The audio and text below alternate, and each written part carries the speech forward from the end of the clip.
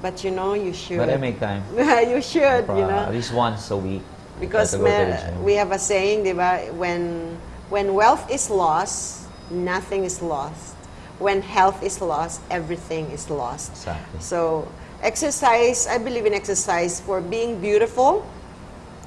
It's important to have good supplements, good diets, but exercise is also very important, you know. And then at the same time, I heard you're reading books, inspired books or motivational books, and you've read The Secret, right? Yeah, of course. And that's very important to balance your life for spirituality and wisdom and knowledge. Kasi mayaman ka nga, marami kang kumpanya, gwapo ka nga, eh wala ka naman wisdom, imbalance din. Don't you know that one of the, I feel, or I think, that one of the characteristic of a successful person is when there's a balance in life. Sabi ko lagi, triangle yan eh. On the left is your heart. So you should exercise and then also rest well. Sa kanan mo naman is your liver, the chemical intake of your body. So kailangan diet and good supplements that dapat alam mo yung mga deficiencies mo, so you have to take care of it. And then the base should be knowledge, spirituality, and wisdom. Put into action. Kasi minsan kahit marami tayong knowledge, hindi natin nagkaka-action. So, yeah, very, very important talaga yung action. Yeah, and you have that. You're doing that. That's fantastic, you know. So tell me, you were telling me a while ago that what drove you to be who you are is because of that hunger. Paki-explain nga yung hunger na yon. Yeah, kasi right after I graduate, I don't know what to do, what's next for me. So, I was very fortunate to be invited in that seminar. Right after that, I believe that my dreams will actually come true because of those people. They got their dreams because of that business. So, I thought to myself, I could also do that. So, right after that, kasi for me, it should all start with a dream eh. Dapat may pangarap ka. So after that, the next step, you should act on it. Sabi mo nga, you should, after the knowledge, wisdom, spirituality, you should act on it. So that's the first step. Because if you don't act on it, magiging hanggang pangarap na lang siya eh. But when you act on it, it becomes a goal. Just like what you were saying na, I want this, I want that. Everybody wants that, but if you don't put it into action, it's still a dream. It's nothing, right? It's pangarap. Pangarap Pero lang. when you act on it, it becomes a goal. And if you have a goal, you have a path na kung saan to start, where to go. If you don't have a goal, you're like a boat without direction, without a rudder. You don't know where will you land, where will you go. But if you actually have a goal, alam mo na, step by step, paano ka makakapunta sa goal na yun. So, you mean at the age 21, Sam, looking back, that hunger of, was it a hunger first for money so that you can earn your own money and you can become independent, right? So the hunger for independence, and it needs money for independence, right? To get away from your father's sheltering you with all the basic needs, di ba? Pagkain, which is okay. I mean, like I was asking you a while ago, bakit ang isang katulad mo na 21 years old na may pinapakain ka naman ng magulang mo, I'm sure you can just be lazy after graduation, di ba?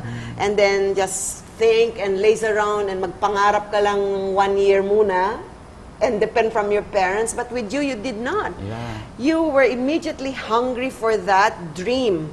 The dream first that you can become independent monetarily. I mean, financially, right? Yes. I think that's the first. And then when you were able to get that financial security, again, it's not enough, di ba? Minsan yung success natin is, okay, now I have a job. Now I can eat 3 times a day. Then now I can eat a week. Now I can eat a month, a year. Then you say, oh, may savings na ako good for 2 years. Then nakuha mo na yon, di ba? And then so what drove you again to another hunger? What? To have a car siguro, maybe? Yeah, and one characteristic of mine also is I'm very competitive. So siguro when I first entered that business, I want to be the best in that field, and that's what drives me, competitiveness. So And you were the best at the first job at Vision, you did, Yeah. right? You were the best Fortunately, salesman for the housewares, right? Yeah, for that year. And then it was fantastic. You got that success being probably the best salesman of the year or whatever. Maybe you were given a plaque, right? Yeah, we were. And then it didn't stop you. That success didn't stop you. That's when your entrepreneurship came in and you say, hey, I can do it on my own, right? Yeah. And that's when you started your... Yeah, because like what I said, every night before I sleep, I keep on thinking of things. Whenever I go to places, when I see a place, I just think that it could be a nice location for a new business and all. So actually, I don't think that I want this internet. I want a business like a restaurant or an internet cafe. It's just a If I see God-given. something, if I see a place maybe or see something that could actually sell, that's how I think. When I see a location that's very good, that's where it all starts. After that, ano na? What's next? Ano yung pwedeng ilagay dun sa location na yun? Kasi for me, location is very important. Siguro, So, inherently, talent mo talaga yung marketing and sales, no? You feel it. Like me, di ba minsan yung pagkanta, ako talaga, I have to try hard to kanta, di ba? Pero people can just pick up a song and just sing it so beautifully, you know? Like yung paggawa ko naman, I treat skin, right? I have a skin clinic. Pag mag-treat ako ng skin, parang it's there. I know right away what to do about it, and I know right away what medicine to treat it. So probably your marketing ability and your being a business-minded person, parang inherent na yun, nandiyon na nun, ma-feel mo na parang pagtingin mo, gusto ko to. Kasi it becomes successful. Whatever you touch and you think it works and you do it, it works.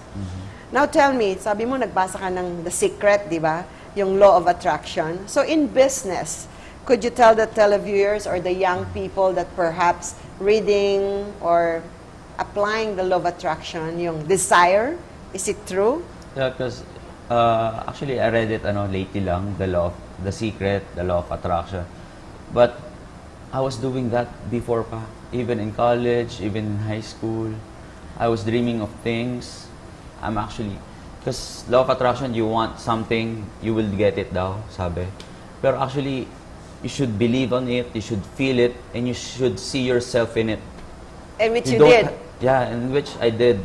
That's why it all happened, I think. When you say feel it, You can actually feel it. Like, for example, you see yourself in that position already. You feel that. Because, like what I said, every night, I see myself in this position. I really feel that I'm on that position. so yung vision mo, andun na. Yeah. Exactly. And it becomes a reality. I didn't even know that it happened after a year, after a month. But All of those businesses are just the result of my what I'm thinking yeah, before. everything starts with a thought, di ba? Yeah, Sabi thought, nila. So club, thought, the dream, health, beauty, and wellness. I thought of it before. and you believe in it I because believe you're a in it. user of it. Yeah, And then you said you feel it. I felt it. Yeah. You felt it because... I felt it even before pa. Even College before times, that? I believe that I'm gonna have a club. Then now we're Did- actually putting up another one in Makati. Did so you ever write all those wants, dreams, and things that you have in your mind or in your heart before? Did you ever? Before I didn't, but it's all in my mind. Wow. Every night before I sleep, I think of it. When I wake up first thing in the morning, probably an hour, I think of all those things for an hour before I go to work or to school. So, Wow. but now I write all of those things in my cell phone because I don't want to forget it.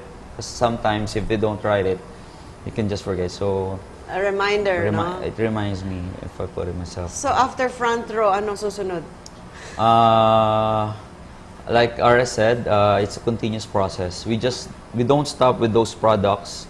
We'll have new and better products in the future. So Good for the health and health, beauty, and wellness wellness, for the anything in that people. category, and perhaps in other enterprise under Frontrow. Wow. Fantastic. Kasi you did it all na. All yung civil engineering, all the businesses nga people would like to do in the country, you have it na. You know, Experience some. and the multi-level company that you